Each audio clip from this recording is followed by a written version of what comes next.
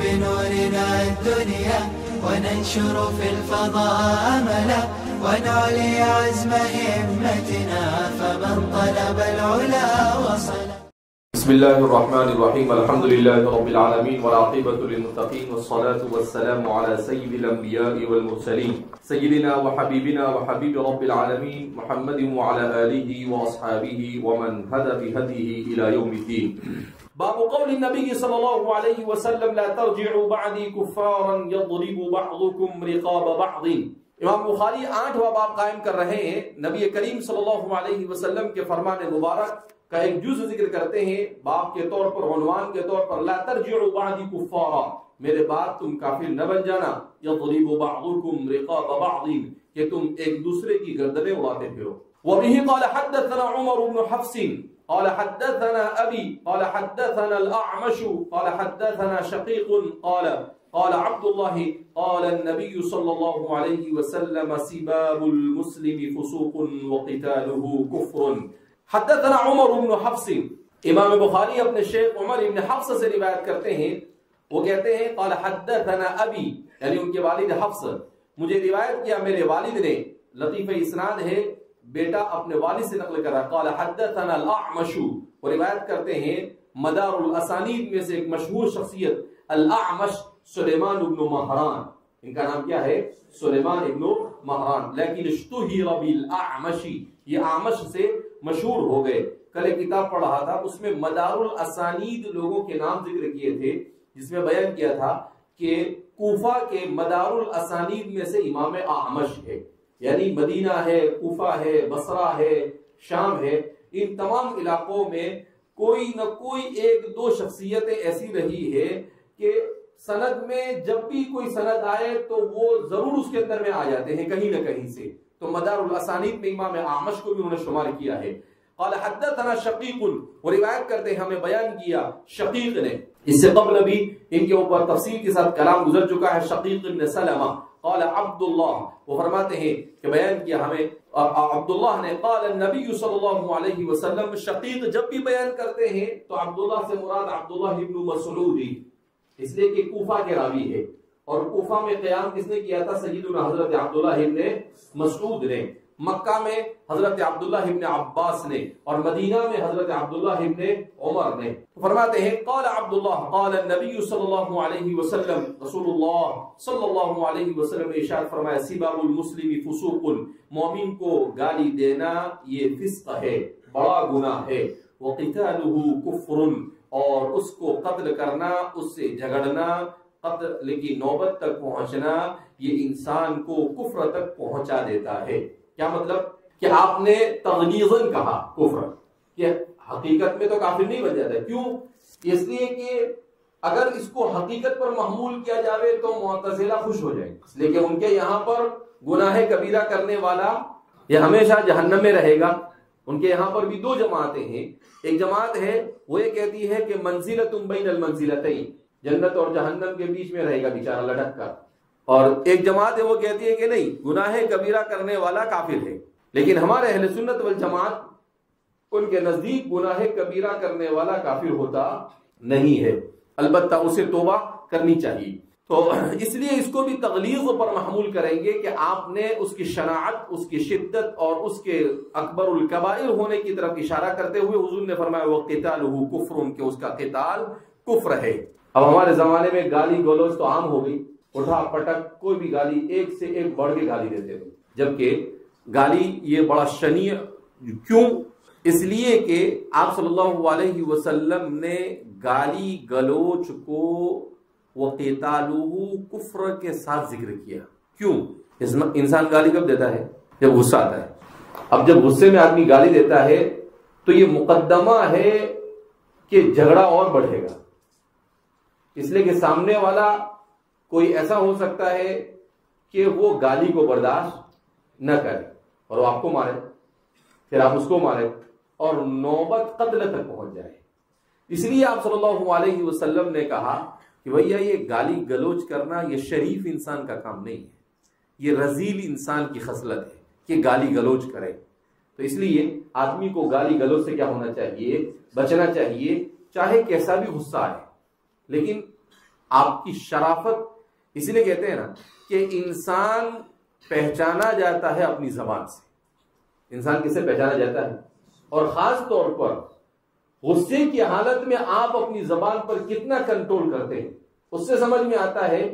کیوں کہ انسان غصے کو قابو میں رکھتا ہے تو اس سے اس کی اخلاق اور اس کی شرافت کا پتہ چلتا ہے. لیکن اگر غصے میں وہ بے قابو ہو جاتا ہے، اس کا مطلب یہ ہے کہ حضرت کو کنٹرول نہیں ہے. آپ صلی اللہ علیہ وسلم نے اس لیے سباب المؤمن فسوق وقتالہ کفر کو کیا کیا، بیان کیا. اس لیے آدمی کو گالی گلوچ سے بھی پرہیز کرنا چاہیے، اور جب گالی گلوچ سے پرہیز کرے گا، غصے پر کنٹرول ہوگا تو جھگڑے بھی لوگوں کے ساتھ کم ہوں گے. ورنہ بعض لوگ کیسے ہوتے ہیں، بڑے جھگڑالو ہوتے ہیں، چھوٹی چھوٹی بات پہ جھگڑا کرنا شروع نہیں.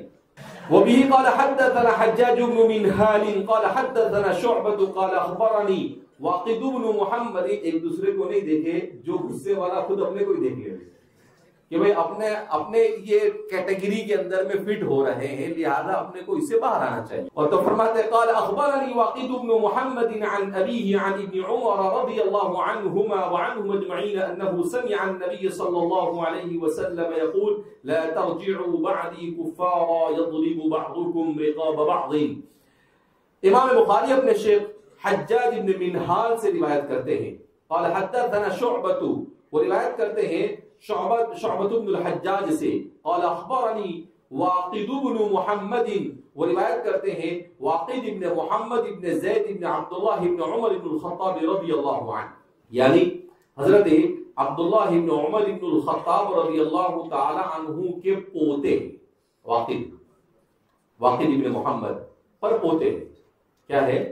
پر پوتے. اس لیے کہ حضرت عبداللہ کے بیٹے ہیں زید، اور زید کے بیٹے ہیں محمد، اور محمد کے بیٹے ہیں واقد. تو قال اخبرني واقد بن محمد عن ابيه، وہ روایت کرتے ہیں اپنے والد سے. ان کے والد کون ہوئے؟ محمد ابن زید ابن عبداللہ ابن عمر.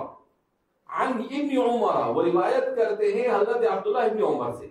تو سند کے اندر میں بیٹا اپنے والد سے، بیٹا اپنے والد سے، اور پوتا اپنے دادا سے. ارے محمد ابن زید تو حضرت عبداللہ ابن عمر کے کیا ہے؟ پوتے ہیں نا، اس لیے کہ ان کے بیٹے زید کے بیٹے محمد ہے. تو اب وہ جب یہ کر رہے ہیں کہ عن ابیہ عن ابن عمر، تو اب عن ابیہ، تو ابی کون ہوا؟ محمد ابن زید ابن عبداللہ. حضرت محمد ابن زید ابن عبداللہ ہوئے نا. اب وہ روایت کریں گے حضرت عبداللہ ابن عمر سے، تو ان کے پوتے ہوئے کہ نہیں؟ ہاں. تو عن ابن عمر، وہ روایت کرتے ہیں سیدنا حضرت عبداللہ ابن عمر رضی اللہ تعالی عنہما سے انہ سمع النبی صلی اللہ علیہ وسلم یقول، آپ صلی اللہ علیہ وسلم ارشاد فرمایا لا ترجعوا بعدی کفارا، میرے بعد تم کفر کی طرف مت لوٹ جانا. یضرب بعضکم رقاب بعض، کہ تم ایک دوسرے کی گردن اڑاتے پھرو. آپ صلی اللہ علیہ وسلم نے کہا کہ بھئی تم آپس میں اختلاف کر کر ایک دوسرے کی گردن اڑانے پر آ جاؤ، ایک دوسرے کو قتل کرنے پر آ جاؤ. کہا ایسا مت کرنا، ورنہ تم کفر کے قریب پہنچ جاؤ گے. میرے بعد کافر مت بن جانا کا مطلب تم کفر کے قریب پہنچ جاؤ گے. تو آپ صلی اللہ علیہ وسلم نے حضرات صحابہ کو، تو جن صحابہ نے اس طرح کی روایتیں کی ہیں وہ صحابہ تو ہمیشہ مشاجرات سے کنارہ کش رہے. پھر سوال پیدا ہو، جنہوں نے نہیں کیا ان کو مشاجرات میں شریک ہو جائے گا؟ نہیں. حضرات صحابہ کرام رضوان اللہ تعالیٰ عنہم اجمعین کے درمیان جو مشاجرات ہے، ان مشاجرات کو ہمارے علماء نے اجتہادی غلطی پر محمول کیا ہے. ان مشاجرات کو نفسانیت کے اوپر محمول نہیں کیا جاتا ہے. یہ صحیح بات ہے. کیوں؟ اس لیے کہ ابرہم قلوبا واعمقہم علما واقلہم تکلفا. عبداللہ ابن مسعود نے اپنے اصحاب، آدمی بڑی آسانی کے ساتھ اپنے دوست اور اپنی ساتھی کے خوبیوں کا معترف نہیں ہوتا ہے، لیکن قربان جائیے سیدنا حضرت عبداللہ ابن مسعود رضی اللہ تعالیٰ عنہ پر اتنا شاندار صحابہ کا تعارف کروایا. کیا کہا؟ ابرہم قلوبا، صاف ستھرے تھے ہمارے صحاب دل کے. اعمقہم علما، کہا تمہارے جیسے جاہل نہیں تھے، عمیق علم کے حامل تھے. وہ اقلہم تکلفا، کہا کہ تمہاری طرح اچھے کپڑے پہننا، اچھی ٹوپی پہننا، اور کہا بن ٹھن کے عورت کی طرح زینت کے ساتھ رہنا. کہا یہ سب وہ پسند کرتے نہیں تھے, لپسٹک لگانا, پھر کیا بولتے ہیں پاؤڈر لگانا, فیئر اینڈ لولی لگانا. کہا کہ یہ سب دھندے کرتے. ان کا کردار, ان کے اعمال, ان کی عبادت, ان کے اخلاق, یہی ان کی فیئر اینڈ لولی تھی. ان کو کسی فیئر اینڈ لولی کی ضرورت نہیں تھی. ان کے یہاں پر کالا اور گورا ہونا, خوبصورت اور بدصورت ہونے کا معیار نہیں تھا. ان اکرمکم عند اللہ اتقاکم. ان کے یہاں پر تقوی ہوتا کہ کون کتنا متقی ہے. تو ان کے یہاں پر معیار کیا ہوا کرتا تھا؟ تقوی. جن صحابہ نے, حضرات صحابہ کے درمیان جو مشاجرات ہوئے, یہ مشاجرات یہ ابرہم قلوبا, انہوں نے بالقصد جان بوجھ کر اپنی دنیا کو بنانے کے لیے کبھی بھی شجار نہیں کیا. کیا بول رہا ہوں؟ شجار نہیں کیا. انہوں نے جو کچھ کیا وہ اس چیز کو صحیح سمجھ کر کیا. حضرات صحابہ کا دفاع کیوں ضروری ہے؟ اس لیے کہ وہی وہ طبقہ ہے جس نے ہم تک پورے دین کو پہنچایا. اگر ان کی نیتوں پر, ان کے کردار پر, ان کے اخلاق پر, ان کے علم پر اعتماد کو اٹھا لیا جائے تو دین باقی نہیں رہتا ہے. اس لیے ہمارے علماء نے ایک اصول بنایا. کیا کہا؟ الصحابۃ کلہم عدول. صحابہ سب عدول ہے. وہاں پر جرح کی کوئی گنجائش نہیں. بعد میں والوں پر جرح کرتے رہو کرنا ہے, لیکن صحابہ پر نہیں. یہاں پر ڈونٹ ٹچ ہم, ان کو بالکل بھی چھونے کا نہیں. اب جس کو جو سمجھنا ہو سمجھے, لیکن دین اسلام کو صحیح طور پر سمجھنے اور صحیح باقی رکھنے کے لیے حضرات صحابہ پر اعتماد مالا بدمی. اس کے بغیر دین پر اعتماد باقی رہ سکتا نہیں ہے. لہذا اس بنا پر جان جائے تو جائے, مگر صحابی پر جرح کو برداشت نہیں کرنا چاہیے. بہرحال تو فرمایا, تو حضرات صحابہ نے جو کچھ کیا, حضرت امیر معاویہ رضی اللہ تعالیٰ عنہ کو اللہ کے حضور نے فرمایا کہ ہادی مہدیہ وکان ہادی مہدیہ. حضور نے کہہ دیا, ان کو کیا مل گیا؟ تمغہ مل گیا, ان کو سرٹیفکیٹ مل گیا, ان کو ایوارڈ مل گیا ہادی مہدیہ کا. اس کے بعد میں اور آپ کون آتے ہیں ان کے پاس سے اس ایوارڈ کو چھیننے والے؟ اپنے تو ٹھکانے نہیں, اور اپنے آگے نہیں بولے نہیں ہادی مہدی کون, تو ہے ہادی مہدی. تو انہوں نے جو بھی اختلاف کیا, اس اختلاف کے پیچھے ان کے پاس دلائل تھے. حضرت علی نے جو اختلاف کیا ان کے پاس بھی دلائل تھے. ہر ایک اپنے دلائل پر اپنے آپ کو علی الصواب سمجھ کر ان مشاجرات میں شریک ہوا. جنہوں نے ان کا ساتھ دیا انہوں نے بھی اسی طرح سے. حضرت ابو ہریرہ رضی اللہ تعالیٰ عنہ یہ کیا کرتے تھے؟ نماز حضرت علی کے ساتھ پڑھتے تھے اور کھانا حضرت امیر معاویہ کے ساتھ کھاتے تھے, اور کہتے تھے کہ اچھی عبادت وہاں پر اور اچھا کھانا یہاں ملتا ہے. تو بہرحال ہمارے پیر ذوالفقار صاحب نے ایک بڑی اچھی بات لکھی کہیں پر. انہوں نے کہا کہ دیکھو صحابہ کا مشاجرات جو ہے وہ امت کو یہ درس دینے کے لیے ہے کہ حزب مخالف کے ساتھ کن آداب کے ساتھ رہا جائے. کیا درس دینے کے لیے؟ حزب مخالف کے ساتھ آپ کا رویہ کیسا ہونا چاہیے. اسی لیے کہتے ہیں کہ ایک آدمی نے کہا, ایک عیسائی نے حضرت امیر معاویہ کو خط لکھا کہ حضرت علی تمہارے خلاف ہو گئے ہیں اور تمہارے ساتھ جنگ ہو رہی ہے, تو میں تمہارا ساتھ دینا چاہتا ہوں. کہا ایومت ادھر, ورنہ حضرت علی کے لشکر کا سب سے پہلا سپاہی میں رہوں گا تجھ سے لڑنے والا. تو یہ اس سے سمجھ میں آتا ہے کہ ابرہم قلوبا, یہ دل کے کیسے تھے؟ صاف تھے. انہوں نے کبھی بھی اپنے مفاد اور اپنی نفسانیت کے لیے کسی قسم کی شجار کے اندر میں شرکت نہیں کی. تو بہرحال تو یہ یہاں پر چونکہ ایک سوال آ سکتا تھا ذہن میں کہ لا ترجعوا بعدی کفارا کا کیا پھر صحابہ نے سنا تو کیوں اس پر عمل نہیں کیا؟ تو انہوں نے بالقصد بالعمد یہ سب کچھ کیا نہیں. وبه قال حدثنا مسدد قال حدثنا يحيى قال حدثنا قرة بن خالد قال حدثنا ابن سيرين عن عبد الرحمن بن أبي بكرة وعن رجل آخره أفضل في نفسي من عبد الرحمن بن أبي بكرة عن أبي بكرة رضي الله عنه وعنهم أجمعين أن رسول الله صلى الله عليه وسلم خطب الناس فقال ألا تدرون أي يوم هذا؟ قالوا الله ورسوله أعلم. قال حتى ظننا أنه سيسميه بغير اسمه فقال أليس يوم النحر؟ قلنا بلى يا رسول الله. فقال أي بلد هذا؟ أليست بالبلدة الحرام؟ قلنا بلى يا رسول الله. قال فإن دماءكم وأموالكم وأعراضكم وأبشاركم عليكم حرام كحرمة يومكم هذا في شهركم هذا في بلدكم هذا. ألا هل بلغت؟ قلنا نعم. قال اللهم اشهد فليبلغ الشاهد الغائب فإنه رب مبلغ يبلغه من هو أوعى له وكان كذلك. فقال لا ترجعوا بعدي كفارا يضرب بعضكم رقاب بعض. فلما كان يوم حرق ابن الحضرمي حين حرقه جارية بن قدامة قال أشرفوا على أبي بكرة فقالوا هذا أبو بكرة يراك. قال عبد الرحمن فحدثتني أمي عن أبي بكرة أنه قال لو دخلوا علي ما بهشت بقصبة. قال أبو عبد الله بهشت يعني رميت.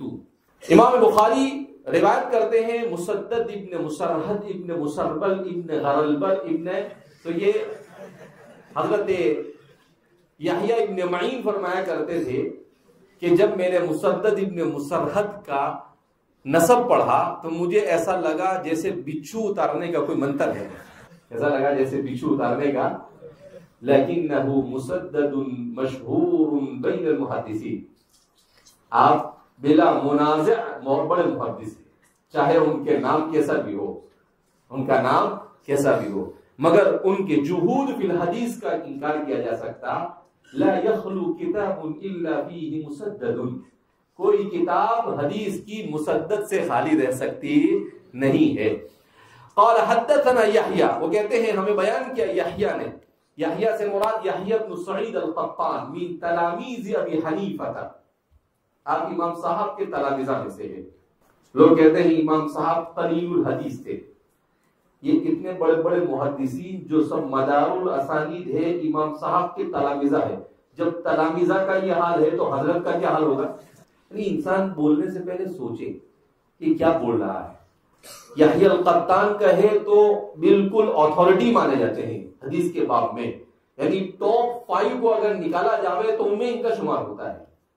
اب کیا بولتے ہیں امام صاحب قلیل الحدیث تھے، تو تیرا بابا قصیر الحدیث ہوا. قال حدثنا قرۃ بن خالد، وہ روایت کرتے ہیں قرہ ابن خالد سے السدوسی، قرہ ابن خالد السدوسی. قال حدثنا ابن سیرین، وہ روایت کرتے ہیں محمد ابن سیرین سے، محمد ابن سیرین تعبیر الرؤیا والے، عن عبد الرحمن. لیکن ضروری نہیں ہے کہ جتنی کتابوں میں ان کی طرف چیزیں منسوب ہوئے ہیں وہ سب صحیح ہے. خواب کی تعبیر کے باب میں اٹھا پٹک کچھ بھی ان کی طرف منسوب کر دیا لوگوں. البتہ یہ بات صحیح ہے کہ آپ تعبیر الرؤیا میں بے مثال تھے. امام صاحب نے خواب دیکھا کہ رسول اللہ صلی اللہ علیہ وسلم کی قبر اطہر سے ہڈی نکال رہے ہیں. تو امام صاحب کو بڑا عجیب سا لگا کہ یار خطرناک خواب ہے. تو آپ نے خود نہیں پوچھا، کسی دوسرے کو بھیج دیا، کہا کہ ذرا محمد ابن سیرین کو پوچھ کر آپ اس خواب کی تعبیر کیا ہوتا. محمد ابن سیرین اس کو دیکھتے ہیں، تو نے دیکھا؟ پہلے بتا کس نے دیکھا؟ اس لیے کہ خواب تیرا نہیں، کیونکہ وہ عامی آدمی تھا بیچارہ. پھر اس نے کہا کہ امام ابو محمد نعمان ابن ثابت، ہاں تو بولا ہے.